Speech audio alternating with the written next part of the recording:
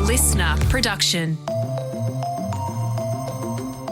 Hey, it's Antoinette Lattouf. This is the Weekend Briefing, and it's where we hit pause on the headlines and I get to zoom in on someone fascinating. And my guest today is lifelong environmentalist, former Greens leader, Bob Brown. Some of you may not know, but he actually trained as a doctor more than 50 years ago.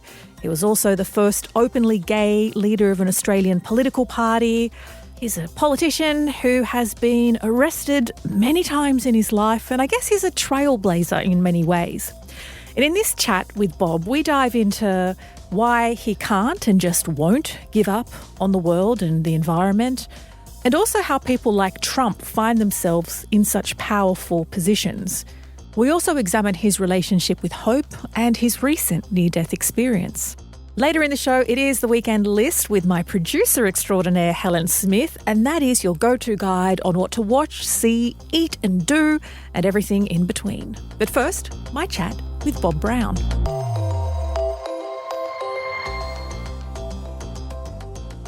Bob Brown, welcome to the Weekend Briefing. Thanks, Antoinette. It's great to be here. I want to check in on how you're feeling because you did have a health scare earlier this year. I want to check in on your health. It's great. I wasn't scared. A few people around me were, but yes, I had a pulmonary embolus and got breathless. But I was lucky enough to have been a doctor in my young days, and I knew instantly what was happening. And I also knew that anxiety is a great killer, so I relaxed. For those who don't have medical degrees and aren't across what a pulmonary embolism is, can you talk through what you felt and what you did in response? Yeah, pulmonary embolus is a blood clot basically coming usually from the legs, very often from the calf, and lodging itself in the lungs where it blocks circulation and so stops oxygen being absorbed in the lung. It can be fatal, 10% are fatal, although modern medicine's doing a lot about that. And it's quite a common occurrence, but it's really a medical emergency of sorts. However, I'm over 80, and what I might have thought was an emergency when I was 20 or 50 doesn't apply over 80. I was very relaxed about it.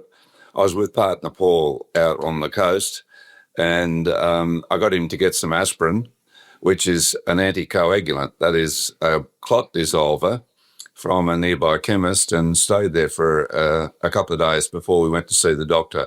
And the doctor was so concerned, I wanted to allay her anxiety by going to hospital for a few days and having some anticoagulants injected.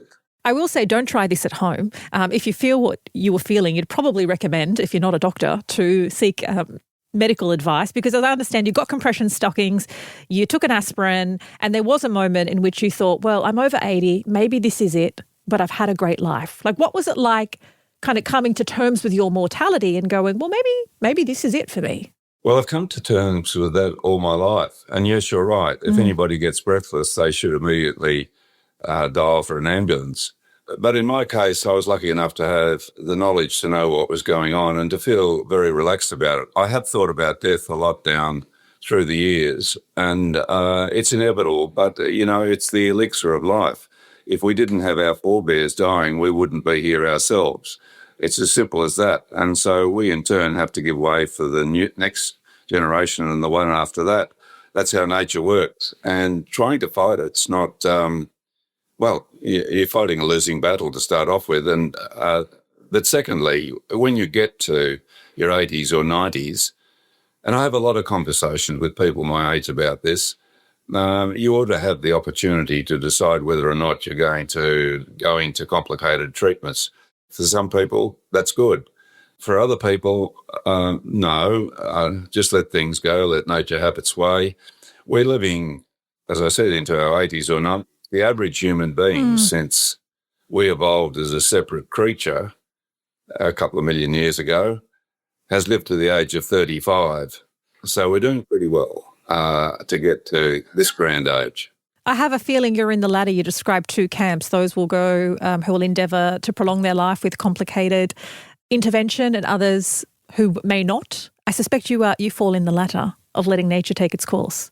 Yes, exactly. And I really respect people who look after their health with fine attunement.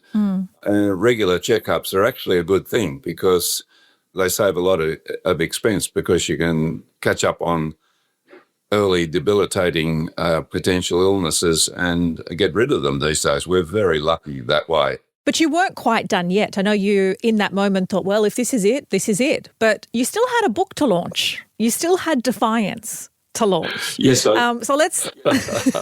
Yes, I did.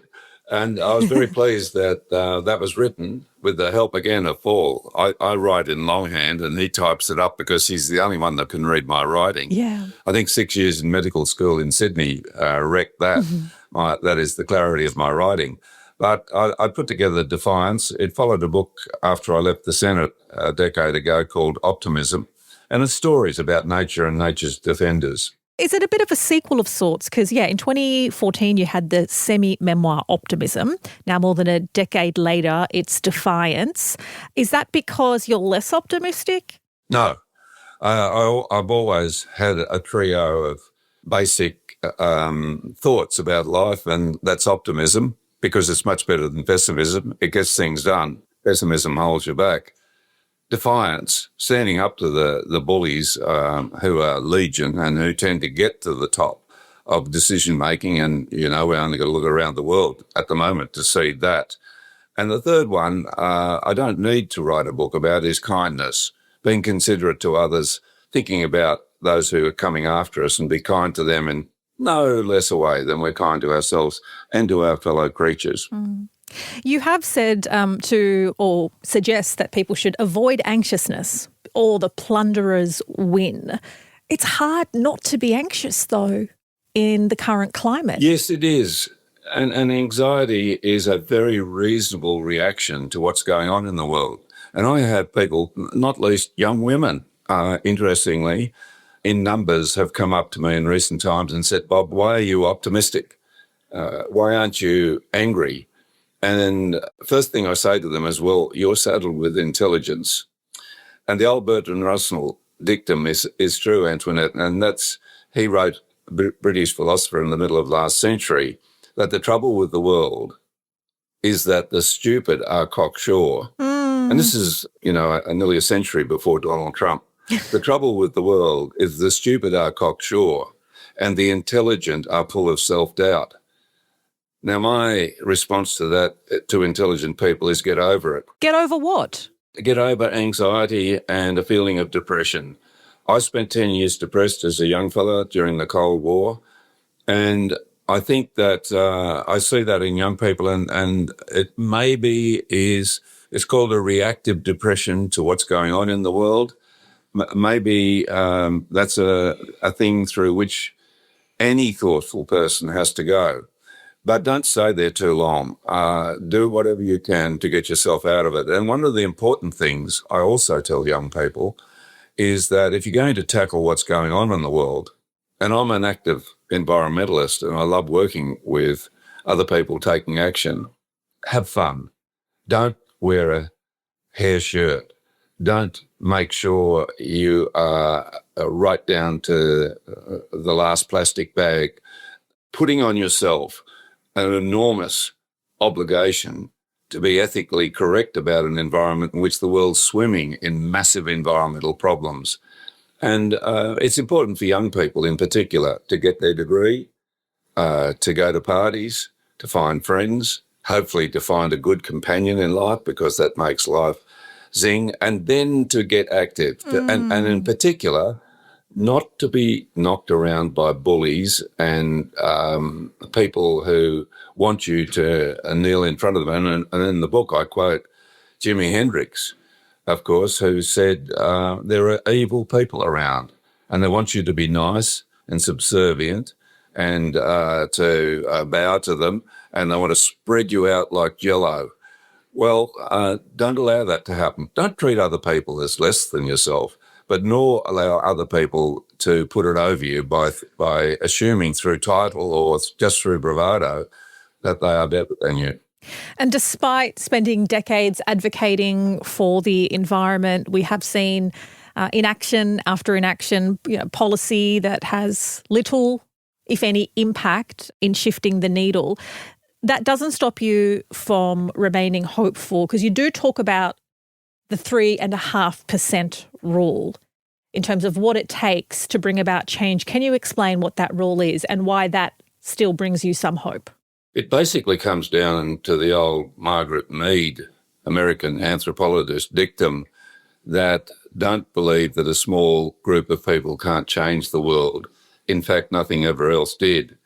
And my inspiration springs from such people, not least the suffragettes. You know, here was less than 1% of women in the countries where women have been emancipated, but a century ago are being jailed.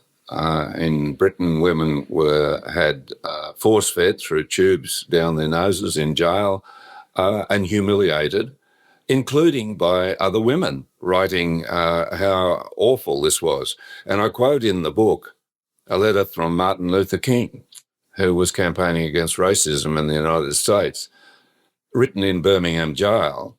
He's saying, I understand the Ku Klux Klan and our outright enemies, but I find more distressing.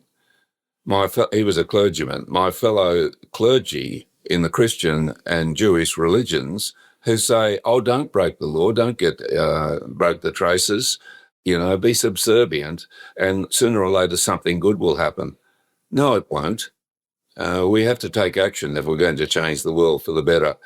And that's why I enjoy being an active environmentalist, not just talking about the environmental problem, but going out there with people from our foundation, and there's people doing this all around Australia and, of course, all around the world, getting in the way of bulldozers and getting in the way of chainsaws and actually doing the job of protecting the environment that governments are failing to do. Yeah, and that obviously includes things like, getting arrested, being demonised or maligned by sections of the media. So why do you think it is that so many people in theory think that we should protect the environment but don't actually do anything to actively protect it? Well, that's the other 96.5%, if I got my sums right. Antoinette, the majority of people don't want to be discomforted. Marx said way back that religion's the opiate of the masses. I think that's changed. Materialism is now the opiate of the masses. And, waiting for the Harvey Norman wraparound and going off to buy allegedly hundreds of dollars, save hundreds of dollars by buying this or that you don't really need, is where we're at these days. And shopping is seen as, of all things, is seen as the best way to allay your anxiety and feel good. No, it isn't. Protecting this little planet and passing it on to the next generation is far better than that. Now, I don't have any trouble with people buying goods, but I do have trouble with people doing nothing about the fact that in my lifetime, we've seen 3/4 of the world's wildlife destroyed, and the foot is on the accelerator. The rest is being destroyed at a faster rate still. And the same applies to natural habitats, to our oceans, even to Antarctica, where the massive ships are going down to suck up the krill to put into Atlantic salmon farms for human feeding, but we're taking it out of the mouths of whales and penguins and seals. When you let the public know about that, they will respond to it. And the Franklin campaign that I refer to in that book, and which succeeded against absolutely daunting odds back in 1982, was successful because finally it got out to people that an absolute heirloom, both of natural heritage and Aboriginal heritage in Tasmania, was about to be destroyed for a pittance of electricity. And we only just made it, it was so close to losing that river. And it's so great now. I get letters every summer from people who say, I've just rafted down the Franklin. It's been the greatest experience of my life. And what a great outcome, because millions of people took that to heart. 6,000 people went out to Strahan on the west coast of Tasmania. 1,500 were arrested and 500 went to jail. Well, without that, the river would be now a series of dead trees sticking out of dams and methane being released into the atmosphere from the rotting rainforests. What a great outcome that was. And it was because people were informed and cared. And our job these days is to inform people of the plight of the environment globally, because if you care about your children, you must care about what we're handing to them in the future. You've just returned from Canberra and, previously you have described the Prime Minister as a environmental spoiler, describing his actions as derelict and that he's busy appeasing big business. Could that description not be used to describe most of our recent Prime Ministers? Yes. I mean, serially, we've seen the environment rapidly getting worse. I was in the Parliament in 1999 when John Howard brought in new environmental laws to replace stronger environmental laws. We called the impact of proposal laws brought in by the Whitlam government and the great Environment Minister Moss Cass back in 1974, with weaker laws called the Environment Protection and Biodiversity Conservation Act. And here we are in 2025 when the emergency for the environment, both climate warming and the rate of extinction of our fellow creatures, has got much worse, and they're bringing in weaker laws. The Minister for the Environment, Murray Watt, has got no time to talk to me or our foundation, which is employing 30 full-time, very experienced people who are knowledgeable about the environment. He's our Minister for the Environment. But he's in there talking with the Business Council of Australia and the Minerals Council, the people who have everything to gain by continue trashing the environment. Something is very, very wrong in that situation in Australia under the Albanese government at this time in our history. Yeah, so the environmental reform architect Graham Samuel has conducted an independent review of the EPBC Act. There's a bunch of recommendations, but one of the things that the government would like is essentially power to veto if it's not in the national interest. What is your response to what that will do to any material change or improvement, given that part of the review found that much of these environmental laws are actually harming nature, not protecting it? Yeah, what's the national interest? Because the legislation that Murray Watt's brought into the Parliament and that the Senate will be looking at doesn't say what the national interest is. I'll tell you what it is. It's corporate interest. It's multinational corporations wanting to do what they like with the environment. And under this legislation, for the first time in history, if there's a priceless piece of natural heritage, but a big project like a mining project needs to go ahead, and there's no replacement for that heritage, the mining company can give the government an amount of money and they can go ahead and pulverise the environment. Now, that's cash for destruction. And we saw that recently, the same legislation go through the British Parliament of Labor Prime Minister Keir Starmer. And we see here what's going on, Antoinette. Globally, corporations are handing out to governments similar legislation to get their way against the tide of feeling by people everywhere that they wanted protection for the environment, not more destruction.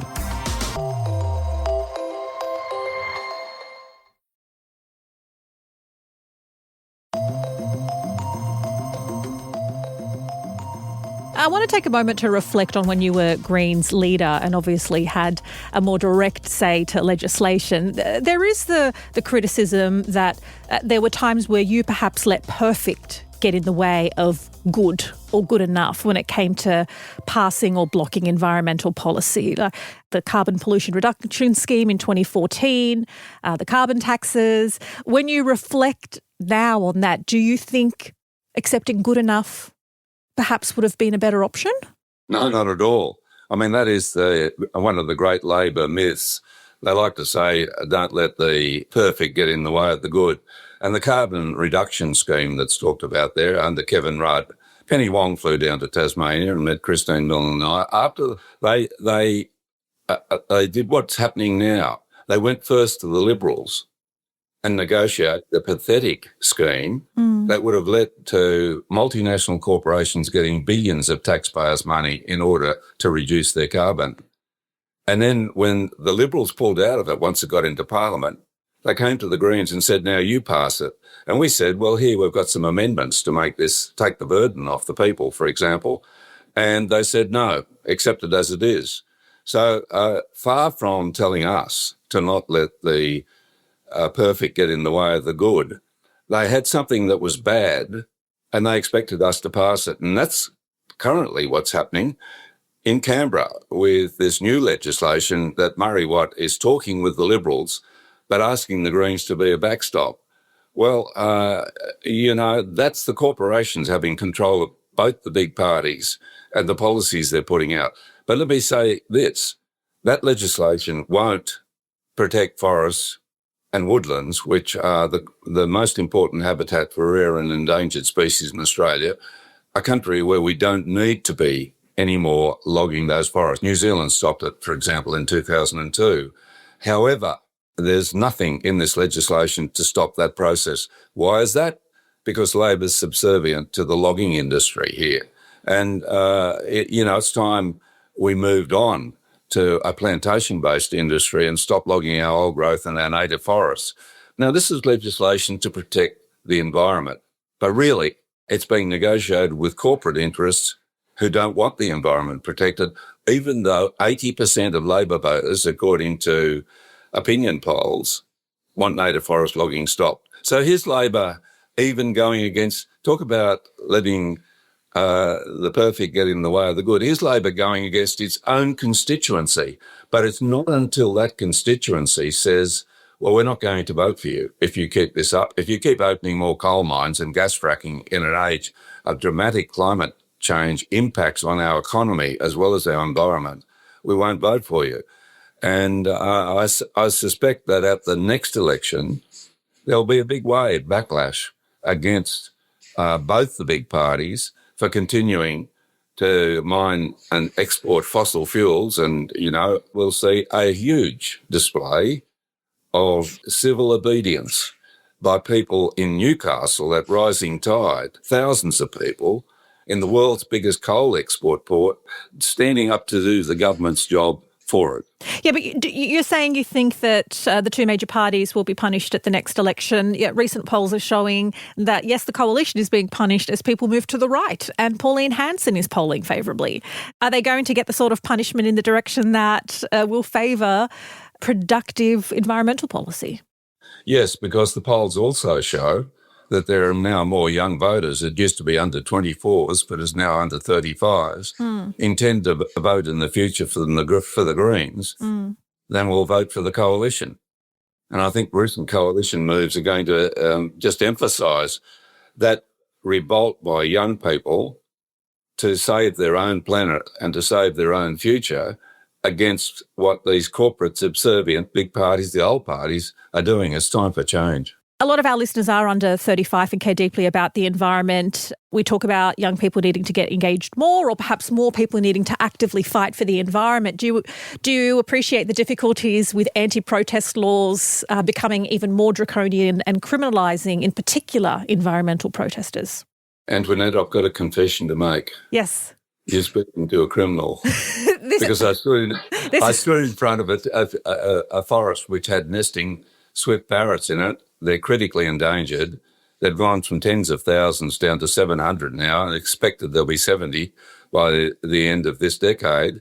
And here we've got the environment ministers in Canberra and Hobart subsidising the logging industry to destroy more of their nesting sites. Are you suggesting become a criminal? Like me, you could still lead a party and then have a foundation. Of course not. What I'm suggesting is, however, that when the law is wrong, that we are obliged to make a stand against it. And that's what Martin Luther King was doing. That's what Thoreau, the rebel of the 1840s in America, who said, I'm not going to have my taxes going to the invasion of Mexico. That's what Rosa Parks did when she sat down in her bus suite. That was illegal. That's what Gandhi did when he led the marches in India for independence and ended up in jail. These are lawbreakers. But you see, the law is made by those in power, and when the law is wrong, we have to question whether we go along with it to the disbenefit of those who come after us. And I'm the son of a policeman. I'm very aware of the importance of law for keeping order in a community and keeping a community safe. But when it gets wrong, and in this case, we're seeing corporations writing the laws, as I've just explained in one case, We need to be able to stand up against that. But a lot of people, most people can't, but they can fund people who are doing that. They can donate to organisations that are standing for social justice, for global equality, for the environment. Or as one woman asked me a few weeks ago here in Hobart, Bob, I can't sit in front of bulldozers. Would it be all right if I took them up a bowl of soup? Oh, I said, that's fantastic. Of course you can. I love that. So I guess then what would then be your message to that 3.5% who will sit in front of the bulldozer or who will challenge laws that are not fair and designed to protect the powerful? So what would be your message to that 3.5% and then your message to the other 96.5% that can maybe enable the 3.5% to do what's needed? Well, my message to the 3.5% is keep it peaceful. Violence has no place in the real revolution that's required to save this planet from this wave of destruction we're seeing at the moment. But the old dictum is that an idea whose time has come is irresistible and powerful. And the idea of protecting what's left of this planet and passing it on to our kith and kin afterwards has come. And I'd say to the rest of the big lot, including a lot of people who are raising families, who are building the nest, who simply can't afford to spend time or even money. Think about how you vote. This is a democracy. I believe in democracy. But if you're going to vote for candidates or parties that want to destroy more forests, that want to give across Indigenous heritage to mining corporations with Indigenous people powerless to do anything about it, that want to pollute. The British Council of Actuaries this year calculated that if we keep going past tipping points in climate change, like the melting of the ice in Greenland and the reversal of carbon uptake in the Amazon, we could, by 2050, that's just 25 years from now, see a 25% collapse in the global economy and 2 billion people dead. Our insurance policy prices are going up. It's affecting everybody, this climate change cataclysm. And what we're seeing from governments, we'll dig up more fossil fuels, we'll burn more forests. Who are the criminals in this piece? And it's up to a community to get past that. We can get by with other forms of energy. In fact, we must do so if we're going to credibly be able to look our children in the eyes. And I'm not talking anymore about grandchildren. We're talking about this lot of children growing up and finding a world very much more dangerous because we didn't take action. Well, it's up to us to decide whether or not we're going to take action or simply hand the problem to those innocent people of the future. Bob Brown, a pleasure chatting with you. A great pleasure chatting with you, Antoinette. Thank you very much. That is environmentalist Bob Brown, and his book, Defiance, is out now. It is the weekend list. It's time for Helen Smith and I to give you unsolicited advice on what to do, watch, eat, because we are generous like that. Helen, what have you got? My first recommendation is Bugonia, the movie. So it is about 2 conspiracy theory kind of obsessed men that kidnap this high-flying female CEO. And they're kidnapping her because they think she's an alien. It was shot so well, and it stars Emma Stone. And then, I love her. Yeah, so she's the CEO. And then it also stars Jesse Plemons. So he's an amazing actor. He's one of the kidnappers. He's the main lead kidnapper. And then it also stars Aidan Delbus, who's kind of his accomplice sidekick, but not really. It is a very artsy film. But I think it touches on so many things that are happening on the internet right now with conspiracy theories and aliens and the red pill and jumping into that kind of YouTube research hole. And it's quite funny throughout, but also a bit oh my God, this is real. People are doing this. But the ending is amazing, and I will not spoil it because it's just really good. And it's in cinemas right now. I think it will be coming to Netflix later, but I would definitely recommend seeing this in an artsy or kind of boutique cinema because it's a bit weird. But this is not a giveaway. In the trailer, you see that Emma's hair gets shaved, and this is so she can't contact her mothership. And there's antihistamine cream that they rub all over her as well so she can't contact the mothership, and so her senses are dulled. It's bizarre but so good, and I really liked it. So it's Bugonia. Begonia. Okay. My recommendation is far less boutiquey and kind of arty and highbrow. It is Kevin Hart's latest Netflix special, Acting My Age. And I've seen all of these kind of articles going, stream it or skip it. Not only did I skip it, for the first time, I have never gone and given it a thumbs up. Do you know on your Netflix? God. I've never done that. Did you like this? Yes. I have literally never in my life. And I always thought, who the hell does that? But I did it. So there are a couple of tensions which I want to point out. So one of Kevin Hart's kind of acts within it. I mean, he tries to make himself as relatable, and he's very self-deprecating. And the Acting My Age is speaking to an injury that he had when he was trying to race somebody when he was drunk at 2 a.m. and it essentially put him in a wheelchair for 6 weeks. And it was just all about I'm now 46 or whatever. Yeah. And all I have is injuries, and that's what everybody talks about over 40. Which is, funny, relatable. But he also comes out wearing 2 huge diamond tennis necklaces. Right. So he's off the charts successful and wealthy. So throughout the whole thing, where he's my kid this and my mum this and I got this shitty wheelchair and blah, blah, blah. And the whole time I'm dude, you didn't get a shitty wheelchair. You've got $100,000 around your neck. Oh, more, surely. Whatever. Yeah. And $200,000 on your watch. So there's that kind of tension. Yeah, right. But he is just so funny. There are a couple of times where I actually nearly wet myself. He is really funny. He's really funny. You really got to funny. give him that. No matter what he's in, he is good at his comedy and how he's acting. I think he's great. Yeah. And also for somebody, because what he does, most of this is about the race that he decided to do at 2 a.m. And to be able to hold the attention of the audience for at least 25 minutes about a drunken race which led to his groin tearing or something. That in itself is an art form. Yeah, no. And for me, I was just this guy, he is an absolute pro. A very wealthy, bejeweled pro, but an absolute pro. So much so that I hit did you enjoy this thumbs up button? I like this. So that is on Netflix, and it is Acting My Age by Kevin Hart. I do love Kevin Hart. And that's probably why he's so good, is why he has all those diamonds around his neck. Exactly. Yeah. Now, my next recommendation is kind of embarrassing and rogue, but I got scammed. Oh, I've never been scammed in my life. And we do stories about Scam Watch and romance scams and bank scams. How did it happen? I am so into the scam thing, right? And we do stories, and I'm always do this, do that, whatever. It was on TikTok. It was a fake copy of my favorite W Cosmetics, and it was a scam account. The video of so the you store. got scammed by a dupe?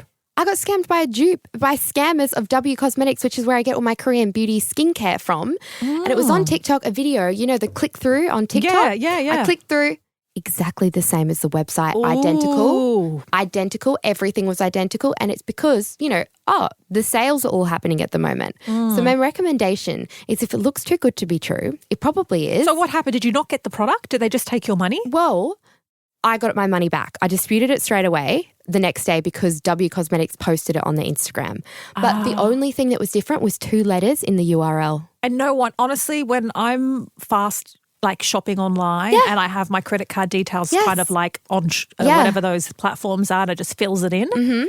There were points that I was thinking, God, this is bizarre. This is a bit too good. And that's probably should have been my gut telling me this is a scam. Okay, so what was it that seemed too good? The price point? The price. Oh, the price. But it was all the Black Friday sales, the frenzy sales, all these sales are happening. Okay. And the products aren't that expensive some of the time anyway. But yeah. What is your recommendation? My recommendation is don't get scammed. Okay, that is a good recommendation. Is not only don't get scammed, don't buy things clicking through social media, Instagram, TikTok, anything.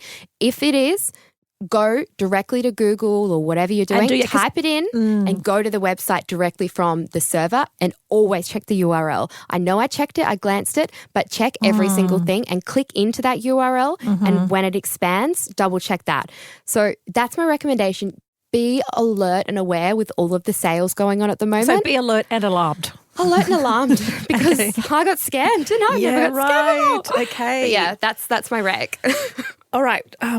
Good pointers, especially with all the online sales. Okay, so my next recommendation is this incredible Australian documentary, and it is made by a friend of mine, Yara Bumilham, who is a multi-award-winning documentary maker. She is incredible.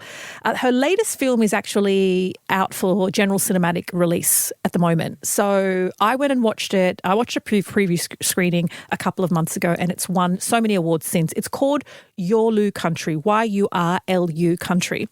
And it's like this intimate portrait of an Aboriginal elder's like final year, because he's fighting to preserve his culture and heal his homeland, because it's home to like the largest contaminated site in the Southern Highland. His name is Maitland Parker. He's a Bunjima elder. Yurlu essentially means homelands, but it's like this toxic truth about what this contaminated site has done and how much illness it has brought to this West Australian community, because it was like laced with billions of tons of deadly asbestos. So she tracks him as he fights this, but he himself is battling mesothelioma, the aggressive cancer, because of this asbestos exposure. I don't want to ruin it for you other than to say she tracks his health journey and she captures all of it. Interesting. It's shot so beautifully. I was embarrassed that I didn't know that the largest contaminated site on the Southern Hemisphere was in Australia and that nobody cares about it. Nobody's doing anything about it. So this is an incredible doco. Yurlu Country, we will put the links in the show notes. Okay, that is a very wide and varied weekend list for you. Hope you enjoyed it. Also hope you enjoyed that chat with Bob Brown. What a legend. Also fitting, given that we have spoken to Bob Brown, for me to recommend Yurlu Country, because, you know, it's very much about what we do to First Nations people and also what we do to the environment. But that is it from me. I will be back next week, but the team will be back in your headphones on Monday with the headlines and a deep dive. Take care of one another.